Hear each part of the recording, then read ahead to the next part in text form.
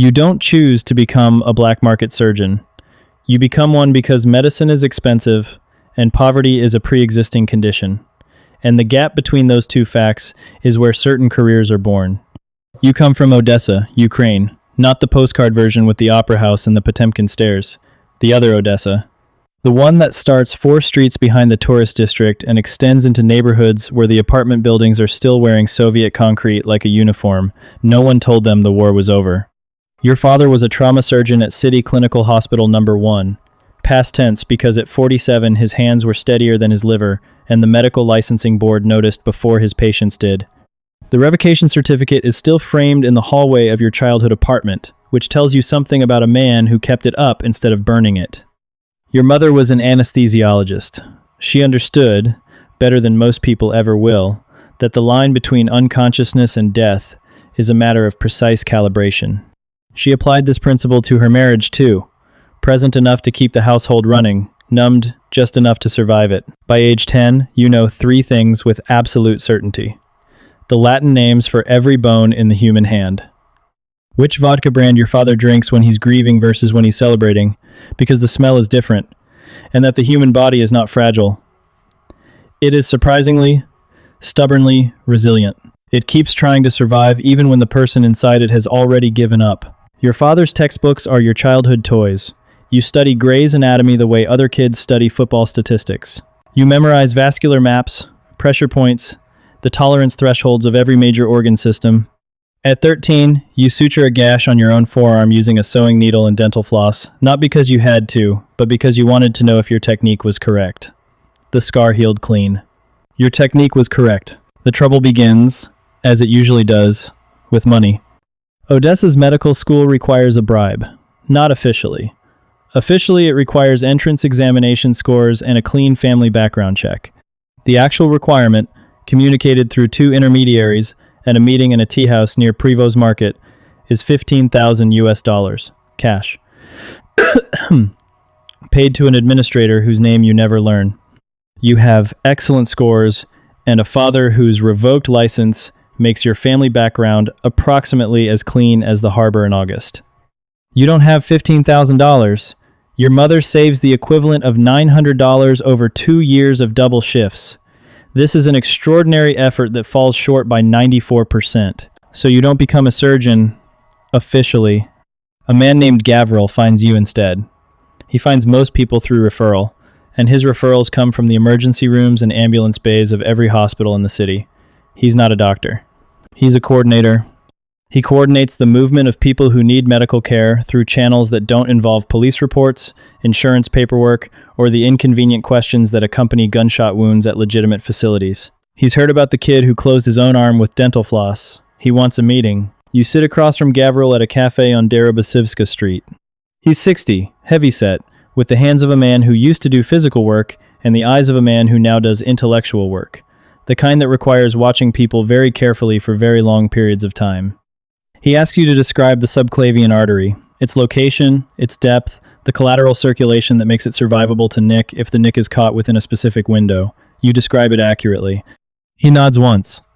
Then he asks whether you could operate in a room with no anesthesiologist present if the patient was already unconscious. You ask what he means by already unconscious.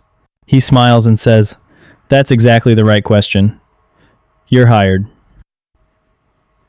The architecture of discretion. Your first shift is in a basement on Moldavanka, the old quarter where every third building has a basement the official maps don't fully document. The room is, charitably, a surgical suite. Proper operating table, adjustable overhead lighting, IV stands, a sterilization unit sourced from a hospital that closed 3 years ago. Someone invested real money in this infrastructure. That tells you the operation is serious. It also tells you that whoever built this room planned to use it repeatedly, which means the work is consistent, which in these circumstances is either reassuring or terrifying, depending on how you're positioned relative to the table. The first patient has a bullet in his upper left quadrant. Not a critical placement, but close enough to the spleen that a general practitioner would panic. You recognize it as a 40-minute procedure with minimal complication risk if handled with competence. Gavril stands in the corner and watches. He doesn't assist. He evaluates. You put on gloves, assess the entry wound, Request each instrument by its correct name and begin. Your hands don't shake. You understand, while removing that bullet with the precise detachment of someone performing a function rather than experiencing an event, that you have found your professional calling. It is not the life you planned. But plans are a luxury that Odessa charges extra for. The reputation builds slowly, and then all at once. Within 18 months, Gavril's network spans 3 cities. You are his primary asset. The technical center of an operation that processes approximately 1 criminal injury per week, gunshot wounds, stab wounds, beatings that went further than intended, the occasional workplace accident that cannot be reported because the workplace technically doesn't exist. You develop protocols. You create a triage system that Gavril assumes you built for efficiency, but you built because you cannot emotionally process randomness. Every patient gets assessed across 3 axes: survivability without intervention, infection risk, and the probability that their associates will cause operational problems if they die on your table. That 3rd axis is the one no medical school teaches. By 24, you have a fee schedule, 7 pages, typed. It includes procedure codes you invented yourself, because the standard medical billing taxonomy doesn't account for the specific work you do, including ballistic fragment extraction with evidence concealment. That last service carries a 30% surcharge. Discretion has a market price. You've identified yours. The men who bring you patients treat you with a specific kind of respect you come to recognize as the underworld's version of professional courtesy. They don't know your full name. They call you Vrak. Doctor, in Russian, which you technically aren't, but practically are by this point. They don't threaten you because they understand, at the level of pure self-interest, that threatening your surgeon is the behavioral equivalent of throwing your parachute out of a moving aircraft. You're too useful to damage and too dangerous to cross. If you chose to make a wound worse instead of better, no one would know the difference until it was no longer their problem. Nobody says this out loud. It runs beneath every interaction like a ground current. You find it more stabilizing than any formal contract. Then the business expands in a direction you didn't anticipate. A man from Kyiv contacts Gavril with a proposal. Not injury repair. The other thing. The business that operates in the same anatomical space but with entirely different supply chain requirements. Organ brokering. There is a recipient in Germany, 54 years old, end-stage renal failure, 3 years on the legitimate transplant list. He has 200,000 euros and one request, a kidney. Untraced. Sourced from someone willing to sell. Gavril emphasizes the word willing with the deliberate care of a man who wants you to believe it. You ask how the sourcing works. He explains. Donors recruited from economically distressed populations. Moldova. Parts of Romania. Occasionally right here in Odessa. They receive between $5,000 and $10,000 US, which represents several years of income in those communities. Technically voluntary. You ask what percentage of the 200,000 reaches the donor. He says he'll have to check the current rate. He changes the subject. You become the extraction surgeon. You tell yourself the donors are consenting adults. You tell yourself $8,000 is meaningful money to a man from a village in Moldova. You tell yourself a kidney is a survivable sacrifice. The human body functions on 1. The math is manageable. You do the math constantly in this period of your career, because as long as you're running calculations, you're not running ethics. The ledger that doesn't close. The case that recalibrates everything arrives without announcement, because cases like this never give you time to prepare. A woman, approximately 30, Romanian passport, though the photograph has the quality of something taken recently, in the way that photographs of frightened people always look recent, like the fear is still developing in the emulsion. Gavril tells you she is a voluntary donor. She signed the agreement. You ask to speak with her before the procedure, which is not standard protocol. Gavril says it isn't necessary. You tell him it is for you. She speaks some Ukrainian. Enough. You ask if she understands what she agreed to. She nods. You ask what she was told she'd be paid. She says $8,000. You ask how much she has received so far. She says half up front. You ask what she plans to do with the money. She says her daughter needs an operation. Her daughter is 6 years old. A cardiac defect present since birth. The surgery costs approximately $9,000 at a private hospital in Bucharest, which is a number slightly beyond the reach of everything in her life except this agreement. You sit with that arithmetic for a moment.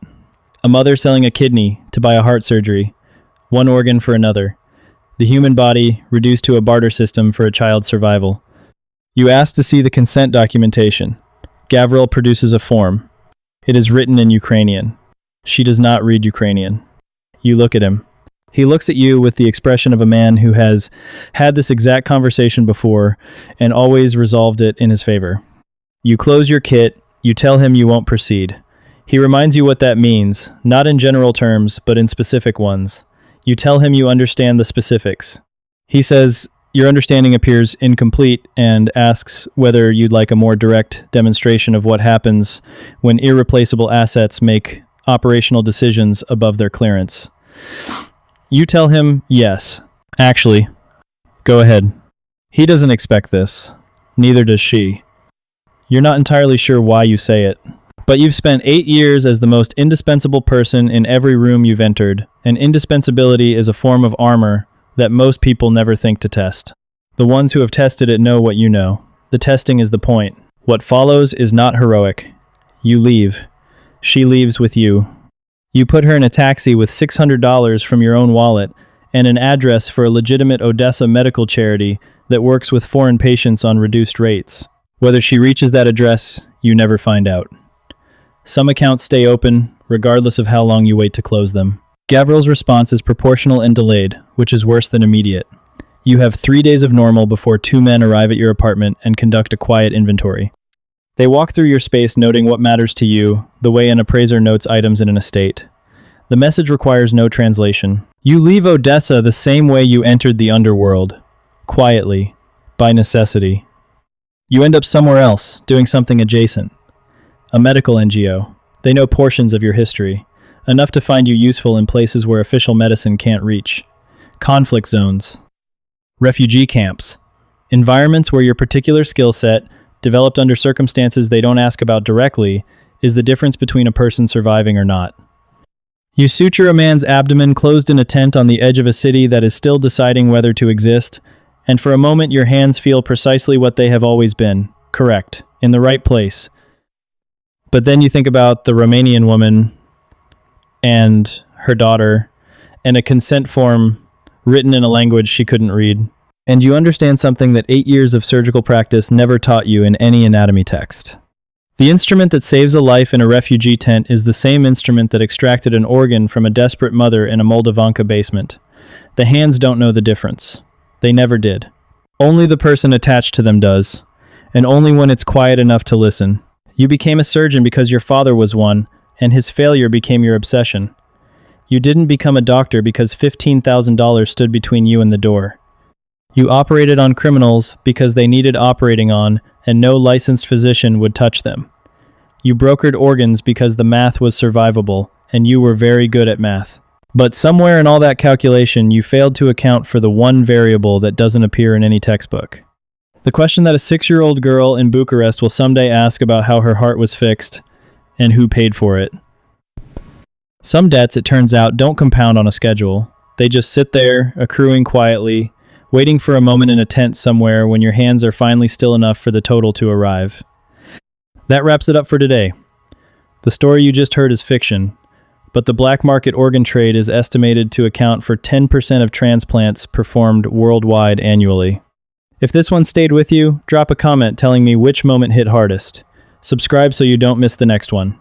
See you then.